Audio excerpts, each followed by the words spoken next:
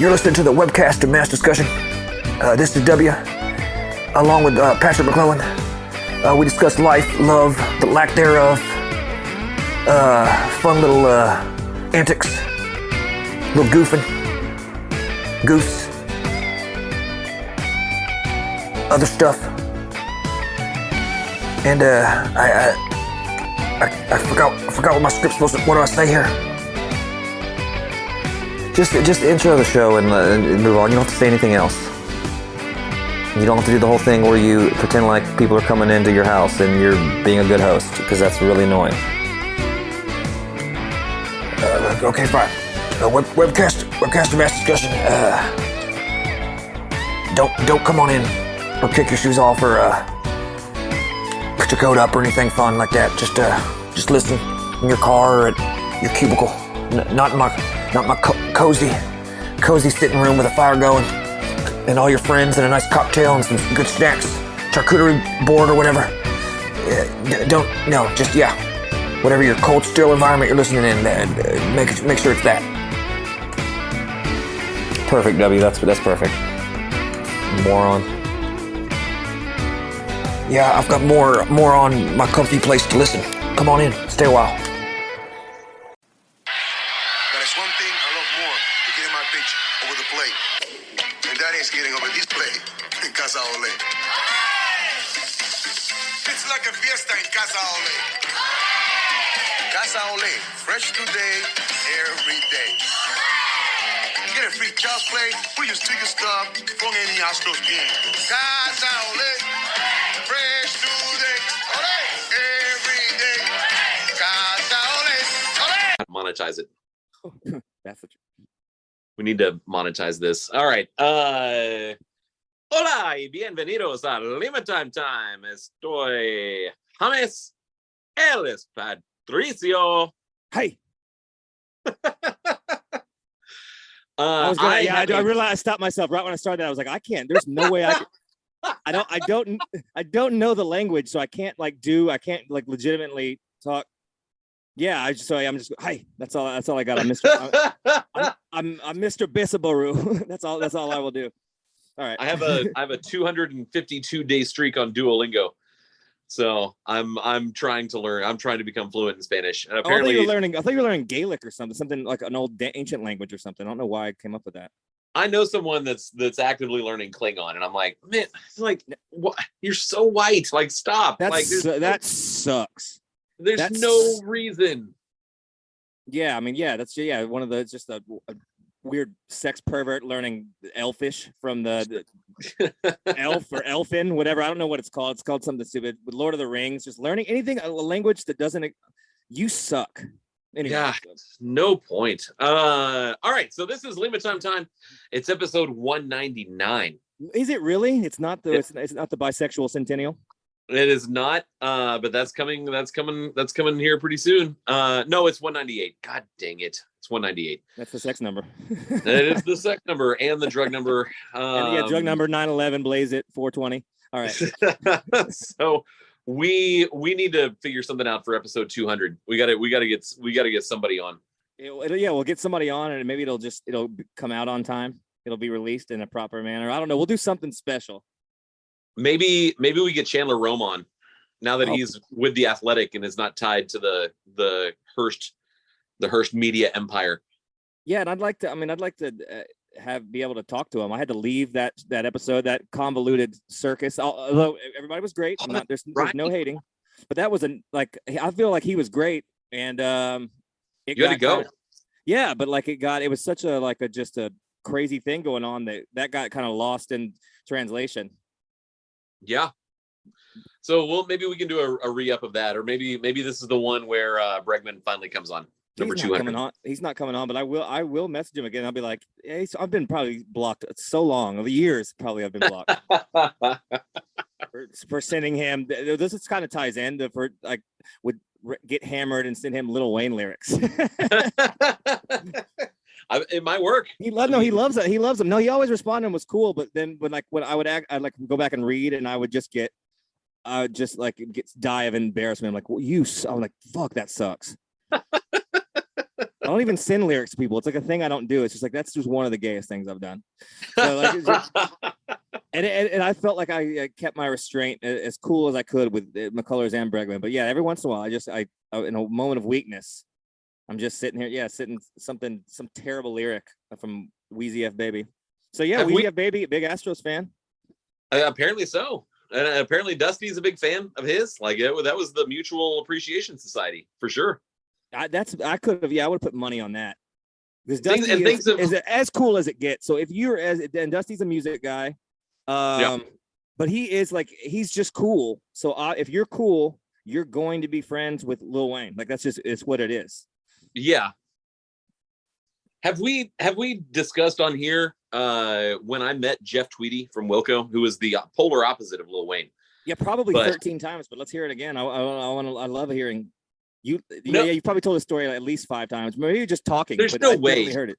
There's no way. Sure. Maybe. His show historian Craig, our only listener, has he talked about it? Prove me right, and don't get mad about us talking about Chandler Rome, please. Yeah. No. So like right after I moved to Nashville for the first time, my cousin and I, who I lived with, we went to the Ryman to see Wilco. And how was that? Wilco rules. Or I don't know how they are. Are they still good? I don't know. I mean, well, I'm talking like when I first moved to Nashville, this was literally 21 years ago. So at the Ryman too, that's a transformative place to see a show. Whether it's music or comedy, the Ryman's incredible. It's a fantastic venue, one of the best. And afterwards, we were just kind of like standing around. I smoked cigarettes at the time, and we were having a cigarette, and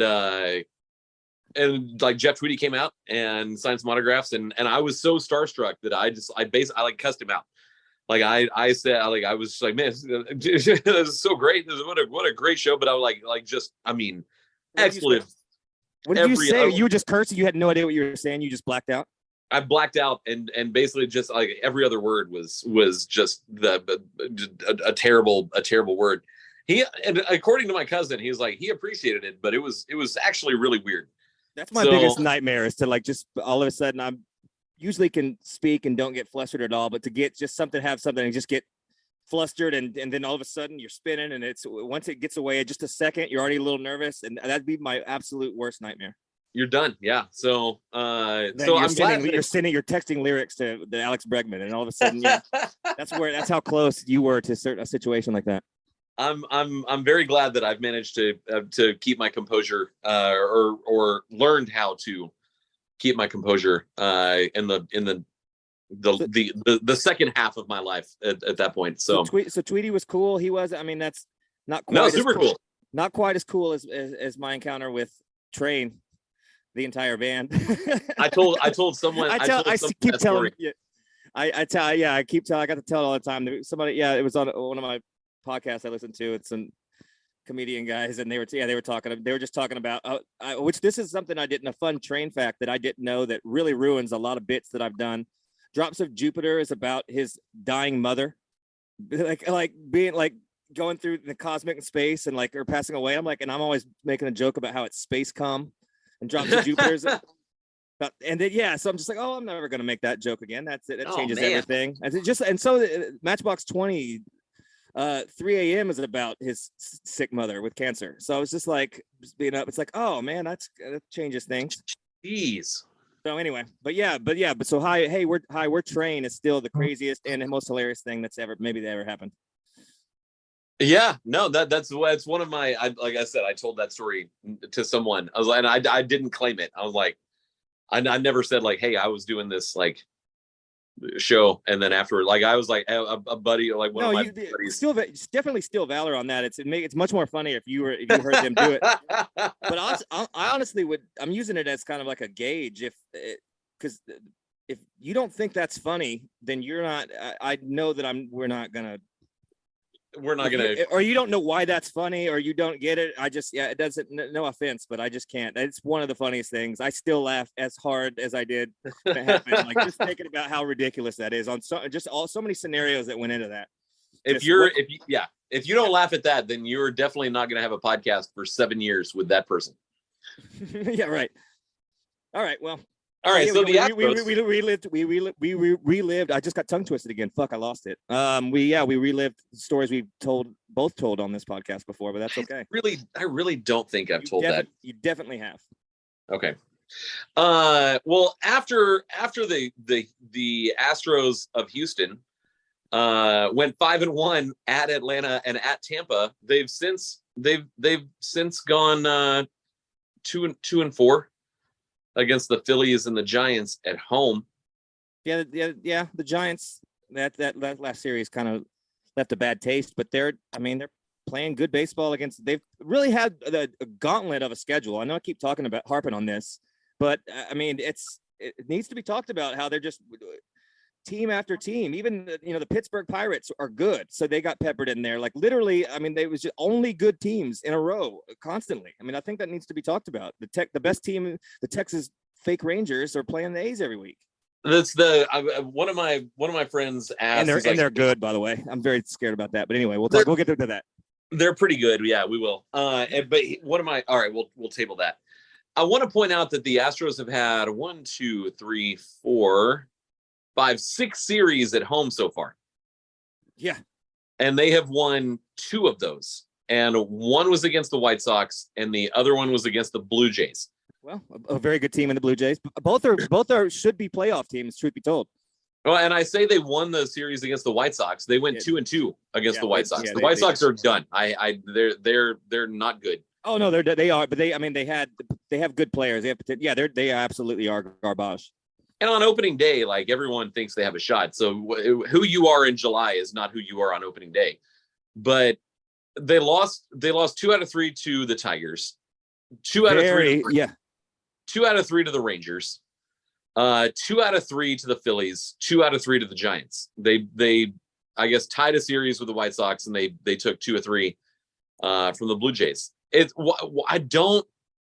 What is it scheduling? Is it does it come down to something as simple as like Brantley and Altuve aren't in the lineup? Like, because we're gonna play a game here in a minute with batting average and offensive production. No. Yeah. In the last 9 games. Well, yeah, I was just about to bring up something that probably ties into that.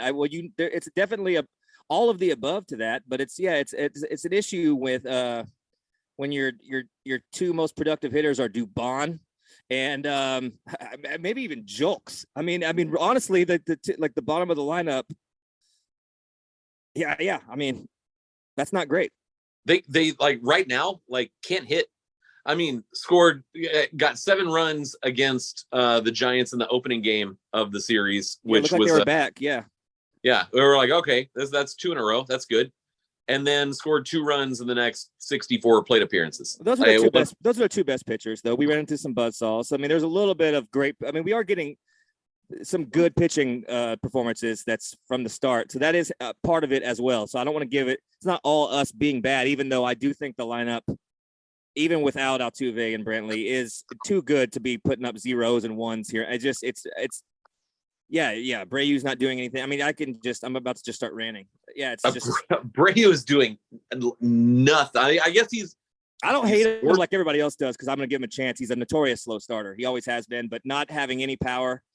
None.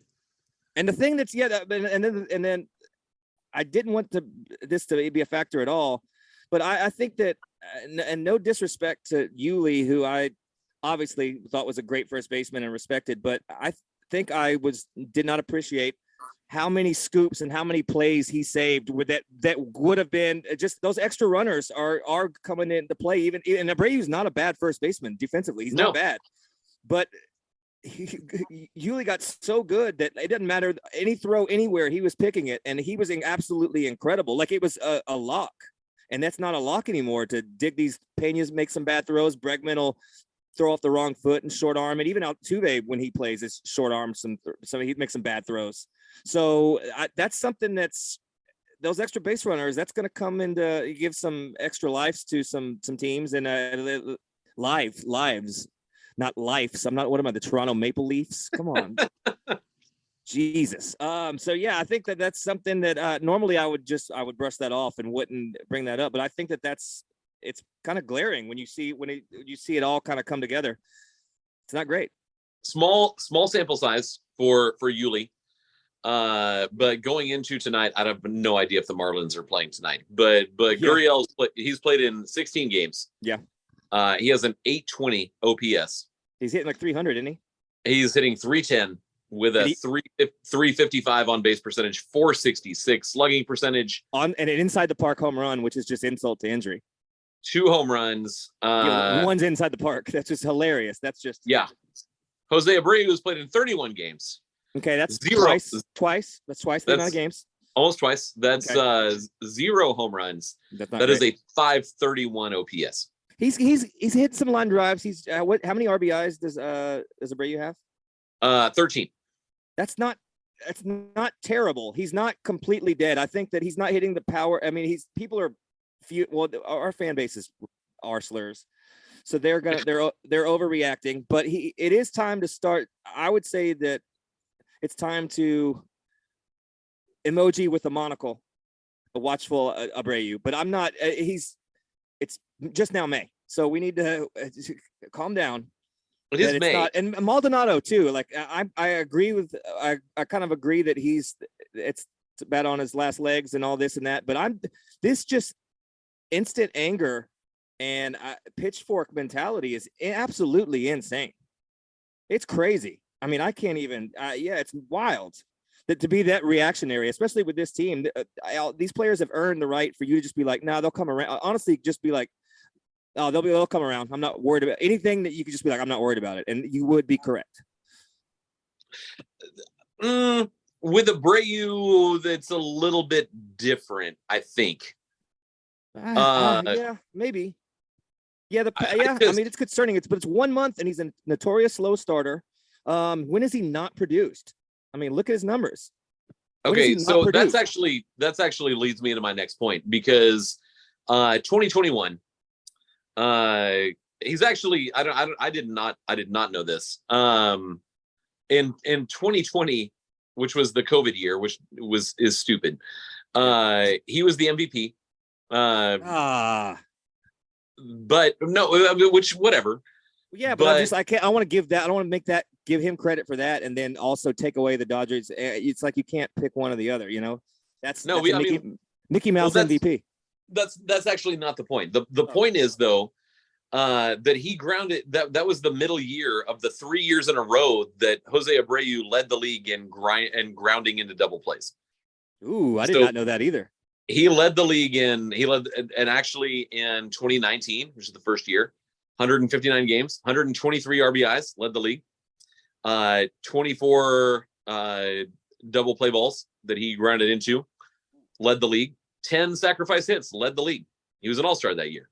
He hit 284. He had 33 home runs. 2020, you do that. You're allowed to hit into as many double plays. Yeah, because I mean, you're contact, and sometimes you just miss it or get. What was he hitting for average? What did he hit for average those years? 2019 was 284. Okay, yeah. 2020, the COVID year, led the league with 60 RBIs and 76 hits. He led the league with a 617 slugging percentage.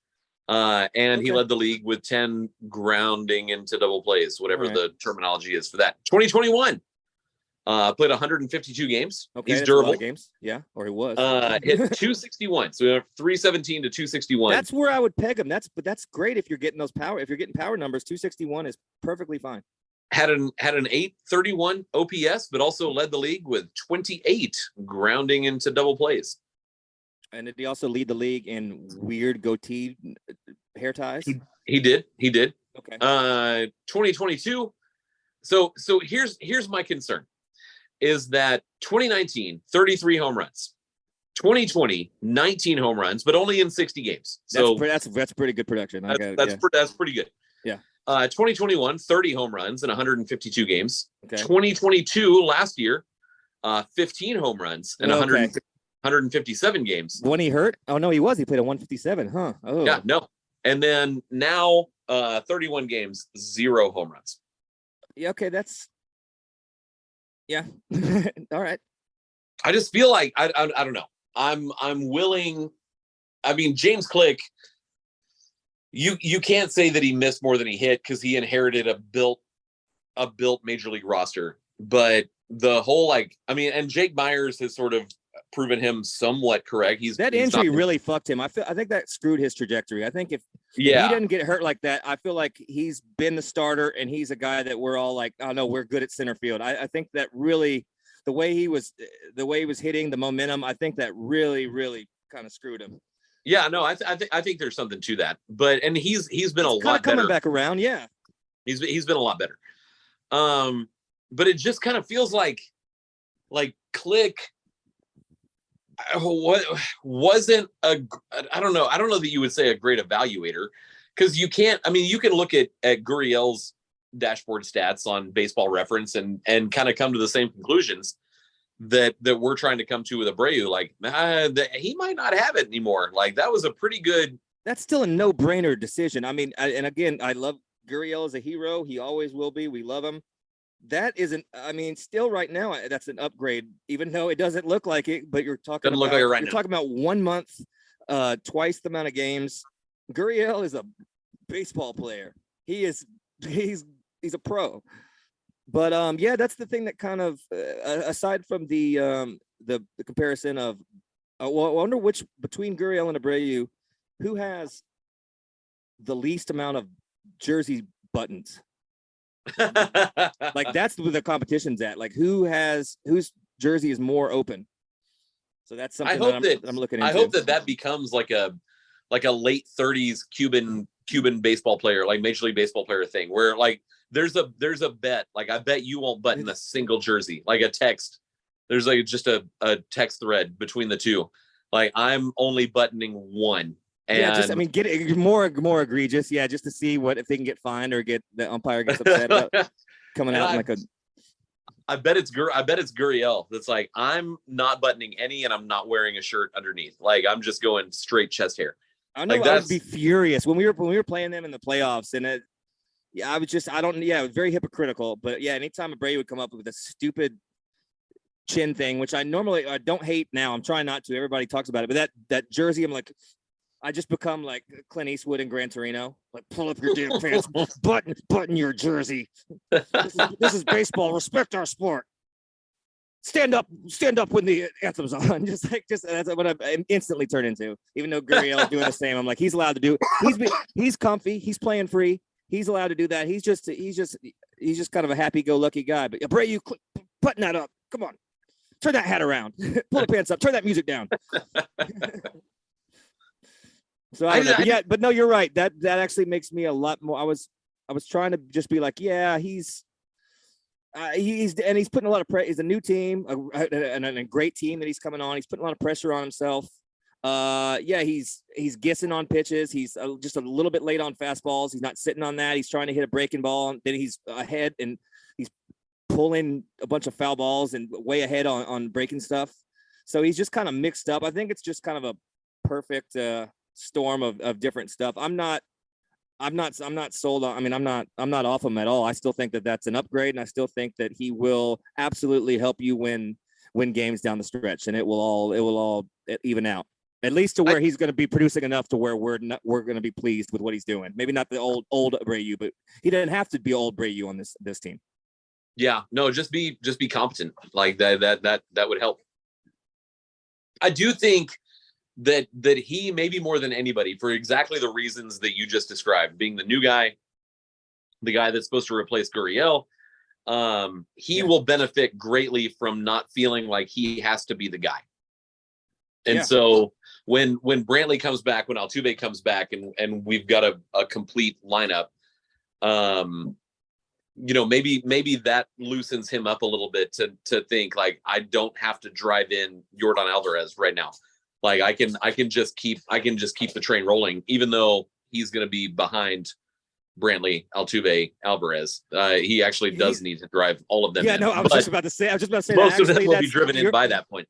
As being an RBI guy, like that's his job. And he would say the same thing. But yeah, he's going to get a lot of opportunities. So yeah, he may hit in some double plays, but that just means guys are on base and you're getting at bats with guys on base. So which he's going to get that. So hopefully he can drive in some runs. But yeah, I think that's a point that's helped Bregman or actually all the guys that have gone into slumps and slides out too. I mean, every single player has gone into a place where you're like, this guy has not gotten a hit in a while, and they've just been able to just kind of work through it and not have that pressure of the whole team on your back. And I think that's just somebody else can pick you up while you're trying to figure it out. I mean, I feel like Bregman's always tinkering, and I feel like he's always, I'm going to use my favorite podcast word, precipice. I feel like he's always right there. Like, oh, he's back, home run. Oh, he's back. And then he'll just go into another like mini hole. All right. We're back to internet problems, that rules. I don't know what I was talking about. It didn't make sense. Who knows? Something. Yeah. It's just, I was asking you if you thought that he was tinkering too much, or maybe being too obsessed, if that actually is maybe affected him, especially when he's just not hitting well, because he does put pressure on himself, and he is in the cage. He is doing all the new modern technology and he's got Chat GPT trying to figure out how to it's bat GPT, and it's just learn how to bat. All right. A new swing. Like, one thing that I wonder is, I mean, his extension runs out at the end of next year. Like, is that playing a role, like, at all? I mean, he's been with the Astros and in the Astros organization since 2015. Mm-hmm. It is playing a role, but maybe not serving him. It's playing a role with, like, I love Bregman. Again, he's tied into these teams. He's forever a hero. But I mean, I'll hear new proposals for third base. I mean, I don't want him to go. Of course, I don't want him to go. But I mean, if this is what we're gonna get, and he's got an above average WAR, which is cool, but this is his age 29 season, and he took a discount, which I think was a smart move to just get the money. But yes, I mean, I think that's a thing too. He's probably putting pressure on himself because this is the big contract that he's going to be playing for, his last giant contract. It's the last big one, and I don't know. I mean, the dude's made. Actually, I've got his baseball reference page pulled up. I mean, we're talking about, $70 million. That's a lot. That's a lot of money. Defensively, he's, right behind Arenado. I mean, he's. I don't good of a defensive third baseman as it gets, though. I mean, but that's something you gotta, with an offense that we have, that's gotta come into play. So many those barehanded little dribblers on the line that he makes a play on. And then always going to have potential for pop and to have breakout seasons. I mean, I think that's something that needs to be talked about, but I'm sure he's thrilled with his production either. I'm sure he's probably pretty pissed with what he's done other than 2018. What do you, we're in the off night. So what is his batting average as we record this on Thursday evening? Like, if you had to guess what his batting average is, what is it? 233, 212. Okay. That's the sex number. But here's the thing with Bregman is that he's always is very bad. It's very bad. He is always going to have these issues. I mean, we're talking about a guy that in 3,600 plate appearances, 836 games, he has struck out 489 times. He's walked 461. He's not walking as much. That's the thing that's changing his. He still has one of the best eyes I've seen. He is walking, but not at. But he has more walks than strikeouts. Like, I think that. Yeah, he always will. I don't think that's impossible for him to strike out more than he walks. That's just. No, he's done it. 2021, he struck out 53 times, walked 44. Oh. But traditionally, the first couple years of his career aside. 2018, more walks than strikeouts. 2019, more walks than strikeouts. 2020, super close.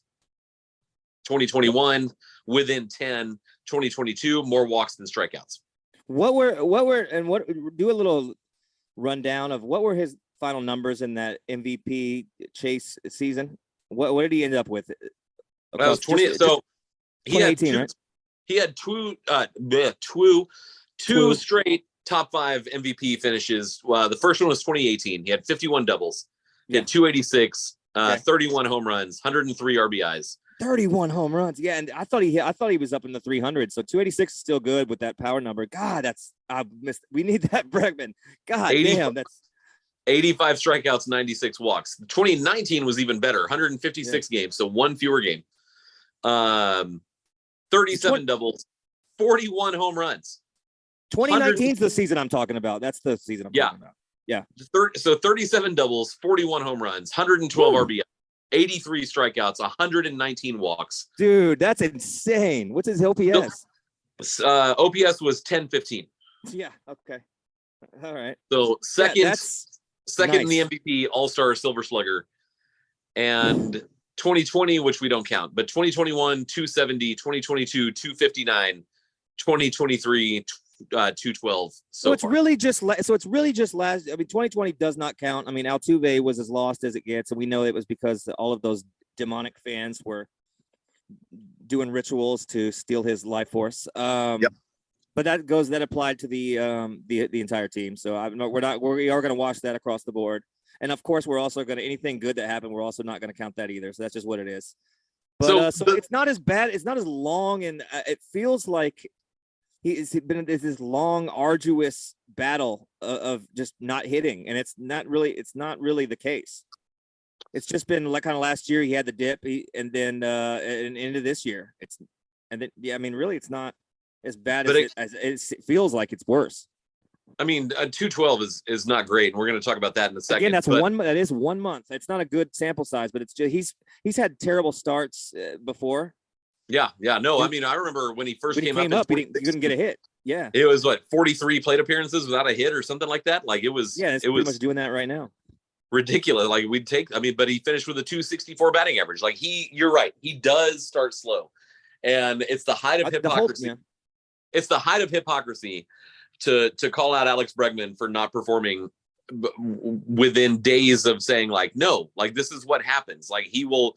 Once it gets above 90 degrees and we get into like June and July and August, he's gonna be Alex Bregman again, but also is probably missing the protection of Michael Brantley and Jose Altuve. Like he's not been without them for 6 seasons, and now he's supposed to be both. Like you can't ask him to do that. Like you can't tell a role player to. And I'm not saying Bregman's a role player, but you can't say like, hey, you don't have to carry the offense. And then all of a sudden be like, hey, you have to carry the offense. Oh, no.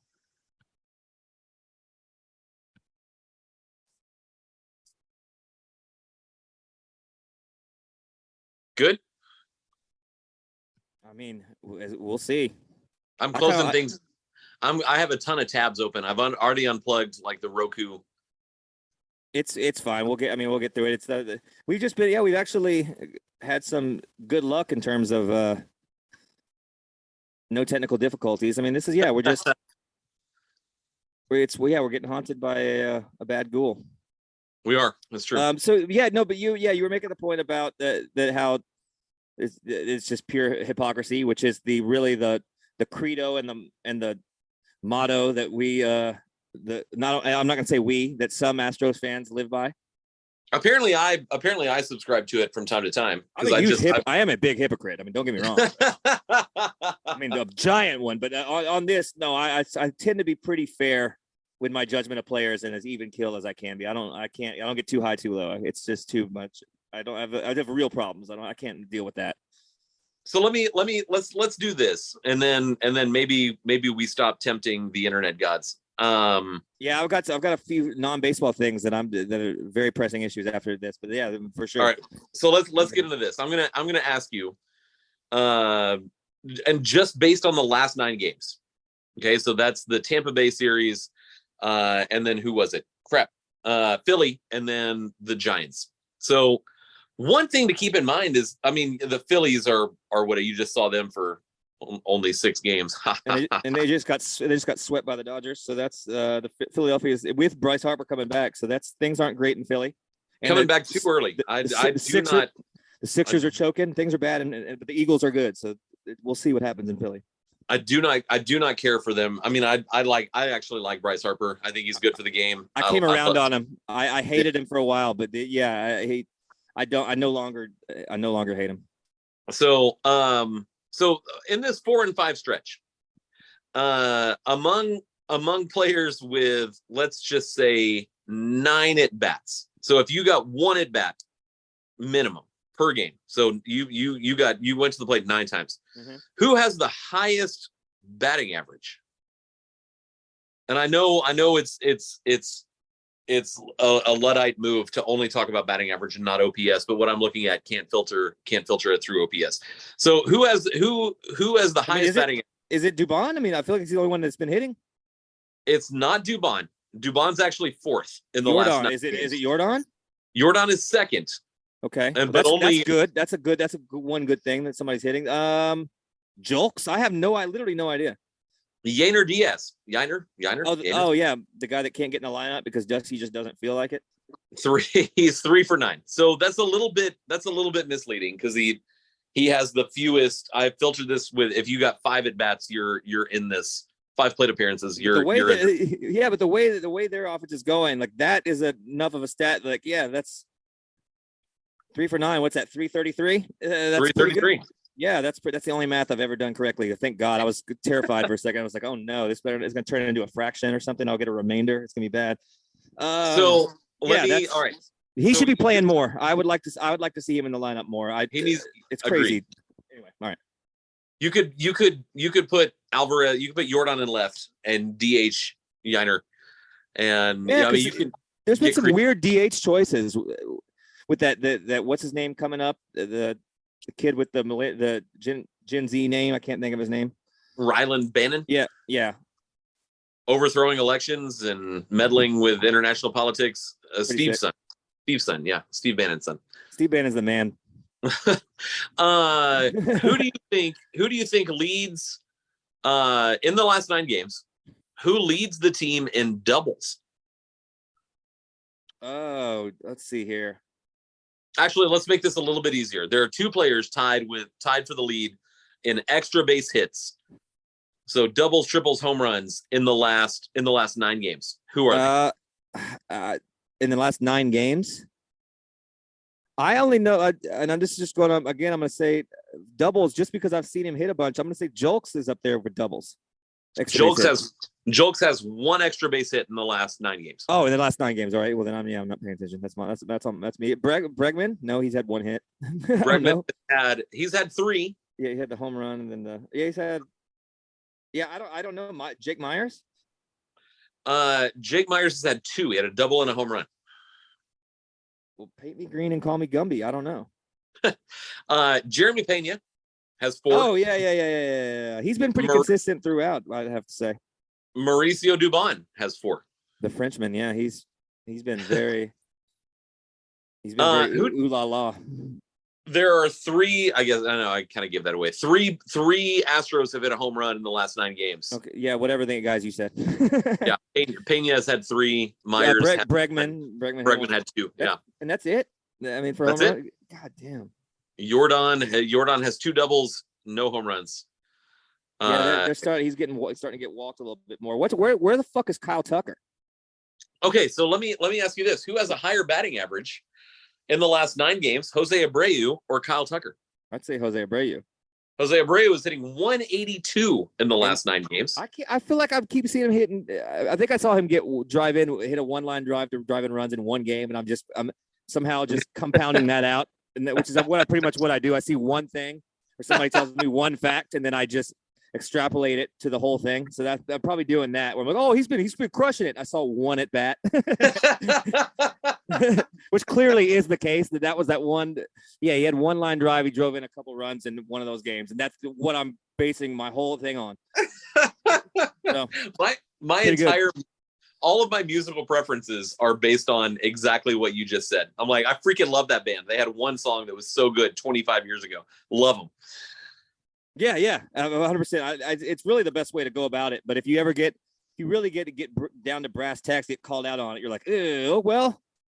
If somebody, one follow-up question will spin me out instantly. We're like, well, what do you base? If somebody goes, what are you basing this on? I know I'm fucked. I'm like, well. All right. Well, funny you should say that. I'd have to say probably the numbers. Probably the numbers and eye Just, test. It's just, the eye test. Traditionally, this is a thing that's happened. The numbers of like, I would just be like, shut the fuck up, don't ask me questions, and I'd run off. How dare you don't tell me to say facts and cite sources. I don't have sources. The ether tells me, and sometimes the ether saw the same at bat that I did, and it wants me to use it. So please, no follow-up questions. All right. To put that one to bed, Jose Abreu has a 182 batting average in the last. He's 6 for 33. That's one double. That's not good. Kyle Tucker, 5 for 32, no extra base hits, 156, 222, 156. Ooh, he's gonna get his switch taken away again. They're gonna have to pump him, give him an IV of milk, and just like bulk him up a little bit. Yeah, no more Jordans. He can't go to no more Saturday morning Jordans. I'm sorry, no more sneaker drops. He's gonna have to start wearing K-Swiss. In the last 9 games, which this particular person has only played in 7 of, Martin Maldonado is 5th on the team with a 200 batting average, 333 on base percentage, 250 slugging percentage, hitting better than Jake Myers, Corey Schultz, Jose Abreu, Kyle These Tucker, numbers Alex Bregman. suck. These stats suck. This team sucks right now. It's not been great. No, I'm not. That I can tell because every time I look up, there's been no run scored up until, yeah, okay, just to do silver lining playbook. And I'm Bradley Cooper, and I'm a mentally challenged crazy guy with schizophrenia, and I'm crazy and I'm yelling about something, and I'm trying to have sex with a very hot, also equally as crazy lady. But all right, anyway, that's the plot to a very good movie. But respect the game. Yeah, one positive thing that I would like to hope that down the road will pay dividends is all of this late magic, late run production, which is basically all they've done is produce late and just take advantage of bullpens. They're getting dominated by starters, is what it feels like. And again, I said this earlier, but there's been some pretty incredible pitching performances that at least and that I've watched, and this is a real thing that I've seen, and not just one performance that I'm extrapolating to all. It seems like we're getting the best outing out of everybody's ace is giving us we're getting our money's worth. Yeah.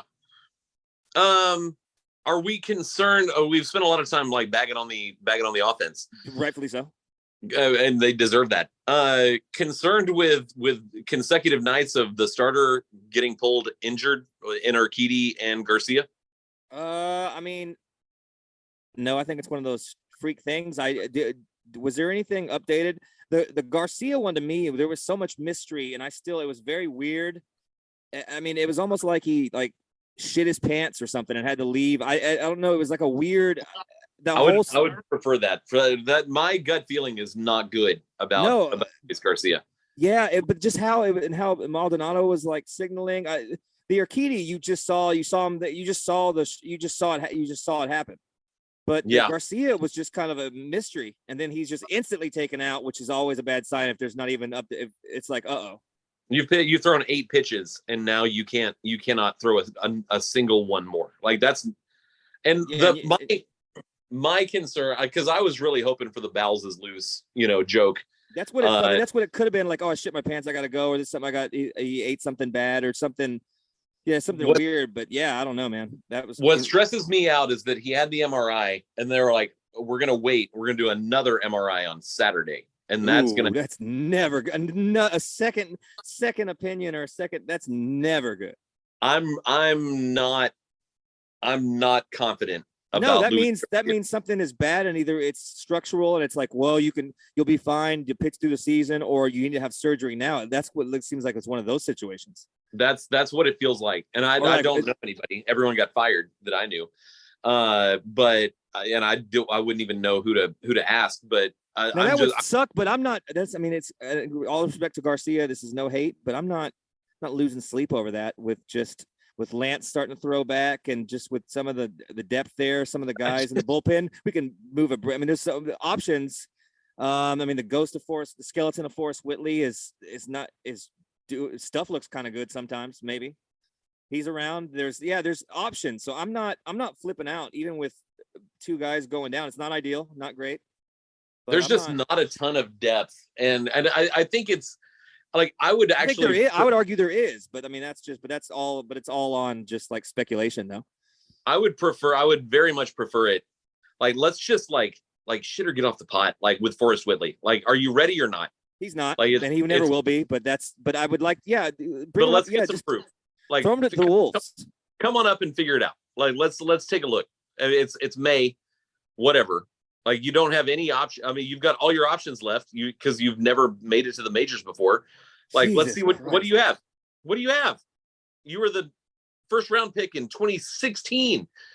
Like, you got picked the year after Bregman got picked. Like, you were 2 years after 2 years after Brady Aiken. You're 3 years after Mark Appel.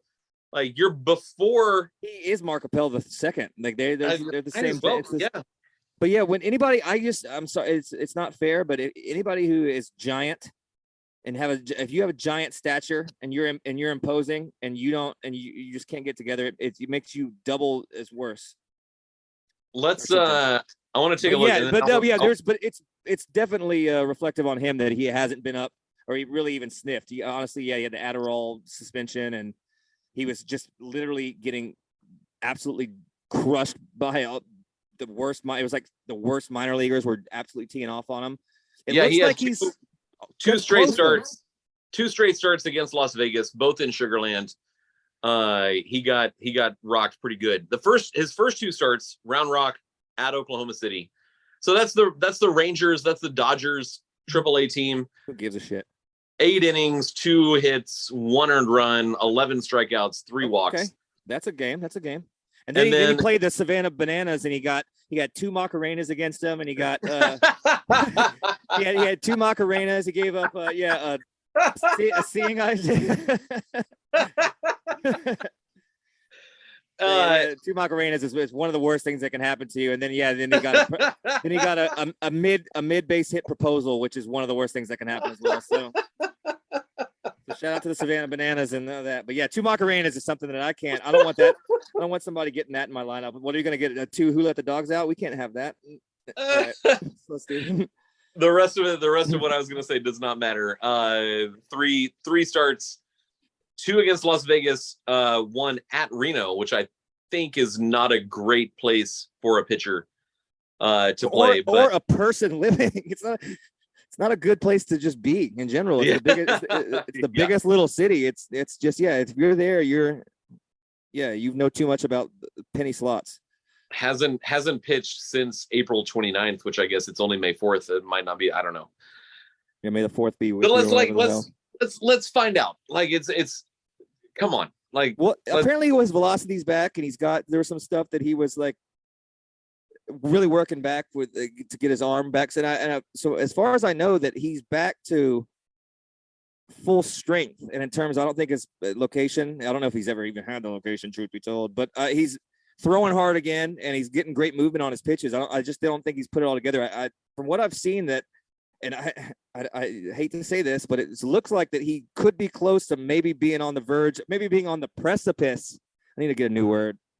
No, I like that word. He's peeking in the I don't know. He's right there that he could be. But yeah, I'm with you. Like, let's maybe just people that he's bad with minor leaguers, and it's just one of those things, and he's just come up to the majors, and all of a sudden he's just something just clicks, and that happens in baseball. It's one he's like, no, this is what I've been waiting where you can you can't explain it. You can just all of a sudden it's like, oh, I don't know, Royals was very good, but just the Cincinnati. Sometimes you just have magic and something clicks, and you're like, I don't know, I'm just good here for whatever. Nobody can tell. Yeah, no, I've been waiting for 7 years to be here, and I was slow pedaling it because like whatever. And now that I've attained what I hope to achieve, then I'm gonna kill it. I will say, in Forrest Whitley's defense, he threw a season high 83 pitches his last time out.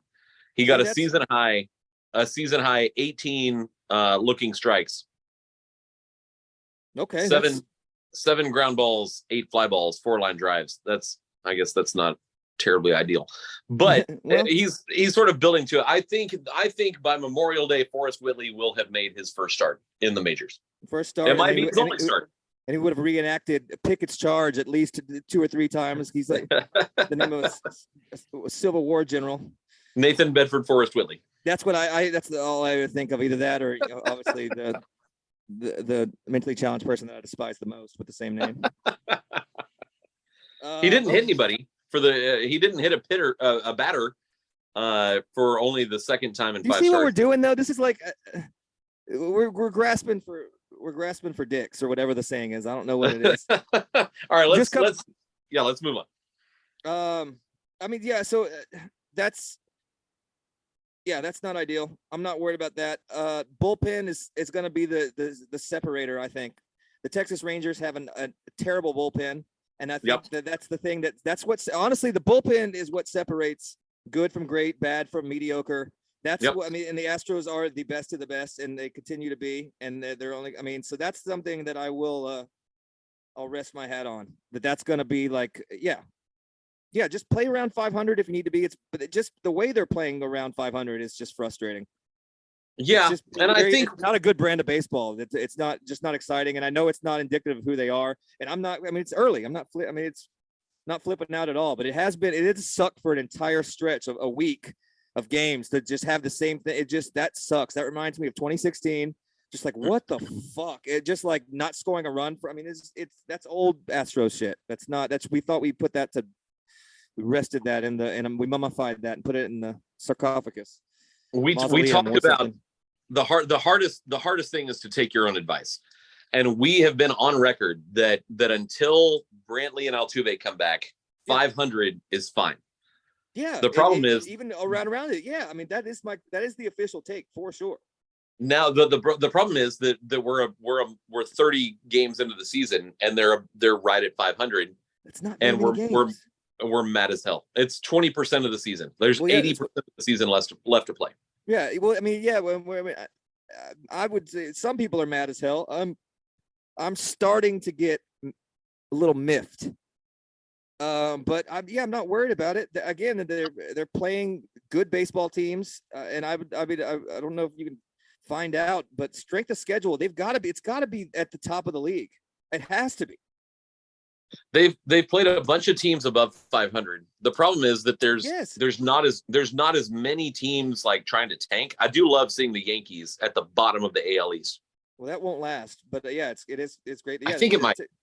I think it might. I'm rooting for that. That'd be ideal, but no, they'll be good. They'll make a run.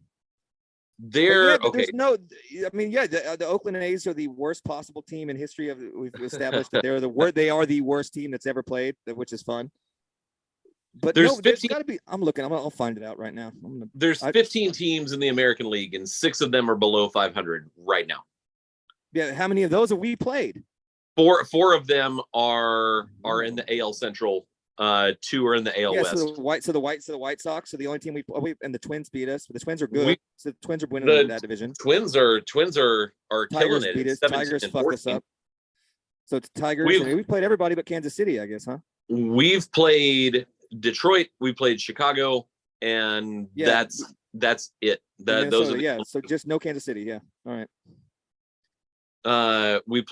We took a series from Pittsburgh, who is leading the NL Central by a game and a half, which I would not have pegged. No, it won't last, but that's fun. That's a fun thing. That's a scrappy little young baseball team. That is very fun. Oh, and shout out to the man, Andrew McCutchen. What did he do? He's just balling. Oh yeah. All right, good. Yeah, I love Andrew. Goes back to Pittsburgh to retire, and he's like producing. That's pretty fun. Yeah, he's one of my favorite. That's one of my favorite players. That's a good dude. I know Brian Giles, but he is. I have the very same opinion of Andrew McCutchen that I had of Curtis Granderson. You're racist. It sounds racist, but we'll all let you finish. I adore. I had a chance to talk to Curtis Granderson. He's good. He is such a good dude. His mom's a teacher. Like he's such a good person. How he was. Just talking to him is exactly how I'd hoped he would be. He's great. I really enjoy him on any of those panels that I don't get to see it a lot. I guess it's really only postseason, but I know he was doing. I guess he still is, but I thought he was great on the panel doing the analysis. Yeah, no, super smart. Love it. I absolutely love. But McCutcheon, just Kirk. played the whole career for the most part, the whole career in Pittsburgh, and I mean, absolutely a torturous thing to do, and just being like the life of the party every time, and just a smile on his face, like that dude rules. So to have them be kind of good sniffing just for a minute, because it won't last. It's Pittsburgh. But to have him come back at the end of his career, playing there, back doing and playing well, that makes me very happy. Let's see if there's any sort of underlying. Let's look at the Pirates. Trying to look up my. They're 9-4 at home. They're 11-7 on the road. They're 5-2 in one-run games. If you want to, and they've only played 11 games against teams over 500, which there's not as many in the NL. 14-6 against the under 500 teams that they've played. They're taking advantage of their schedule, which is what you should do. All right. Well, I guess I'm crazy because I'm looking this up, and this has like the Astros at 20th. I don't know what I don't know. I don't know. This is some anything that has guru in the website title. It's either a sex cult with a guy named Vikram trying to get Bob's and Vagine pictures, or yeah, I'm not gonna go off that. That's a weird. They're using old Wiccan math, and that's witchcraft. You can't trust it. So Baseball Reference says the Astros have had the 6th toughest schedule. Okay, that's about where I would say that it had to be up there, because it feels like they've just, and it's also, I'm also going off of potential and teams that were picked to go to the postseason or have been, when the Torontos, the Tampas, the Atlantas. So these are all. It feels like it's been a gauntlet. All these teams in a row too. That's rough. Then the Phillies come in, then you got the Giants were the worst team, and those are the teams. I don't know, man. The Rangers 25th. The Mariners. Yeah, that's 28th. where I would have put it, because they play the A's every week. I would be worried if I was a Seattle fan to be 14-16 with the 28th easiest schedule in baseball right now. And the Angels have had the easiest schedule according to Baseball Reference. And they suck, man. But they're second. They're a game ahead of the Astros. Do not tell Ohtani about my baseball real character. Please come here. I love Japan. I'm sorry that you got the sun harnessed 1,000 times on your country. You could probably. How could you fleece the Angels? Like, could you give them corpus? Like, just like the city, the team, give them corpus. You gotta ask Mickey Mouse what he wants. Yeah. See what Mickey wants, and obviously it's child sex slaves is usually what Mickey Mouse wants. So that's unfortunately we can't really barter with a monster. But it's not. It'd be a trade. It's not free agent. He's just gonna be a Dodger, isn't he? It's gonna piss me the F off. Yeah. No. Probably. What if he just said, you know what? Actually, this country sucks. I'm going back home to be the real true Mr. Baseball, and he just goes back. Him and Tom Selleck win the